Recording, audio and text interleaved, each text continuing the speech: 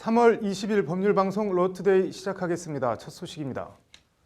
청와대가 오늘부터 사흘간 문재인 대통령 개헌안 내용을 공개하고 취지 등을 설명합니다. 오늘은 개헌안 헌법 전문과 기본권 관련 조항들을 공개했는데 전문에 부마 항쟁과 5.18 민주화 항쟁, 60 항쟁 등 한국 현대사의 새 민주화 운동 이념을 담기로 했다고 밝혔습니다. 국민 소환제나 국민 발안제 등 국회의 권능을 국민에 직접 부여하는 조항들도 포함됐습니다. 야당인 자유한국당은 헌법이 아닌 누더기라고 반발했습니다. 먼저 장한지 기자가 청와대 발표 내용과 야당 반응, 향후 전망 등을 전해드립니다. 청와대가 헌법 전문에 기존 4.19 혁명의 부마항쟁과 5.18 민주화항쟁, 60항쟁 등 한국 현대사의 새 민주화 운동 이념을 담기로 했습니다. 다만 촛불시민혁명은 현재 진행형이라는 이유로 제외했습니다.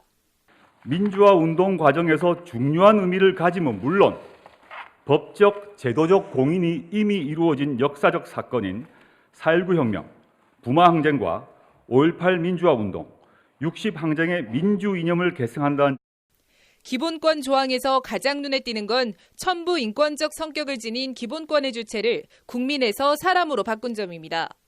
인간의 존엄성과 행복 추구권, 평등권, 생명권, 신체와 사생활의 자유, 양심과 종교의 자유 등 보편적 인권을 국민에만 제한할 이유도 명분도 없다는 겁니다.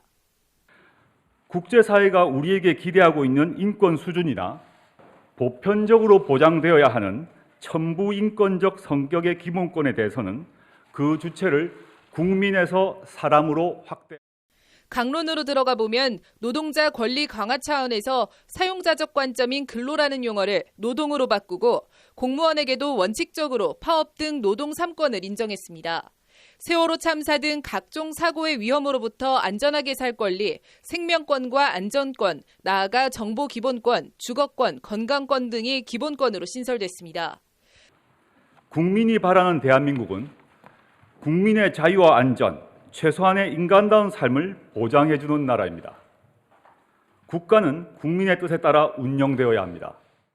관련해서 조국 민정수석은 기본권 및 국민주권 강화와 관련된 조항들은 이미 국회에서 대부분 동의한 조항들이라며 양보와 타협을 통해 국민의 희망을 이루어 주실 것을 다시 한번 간곡히 부탁드린다고 호소했습니다.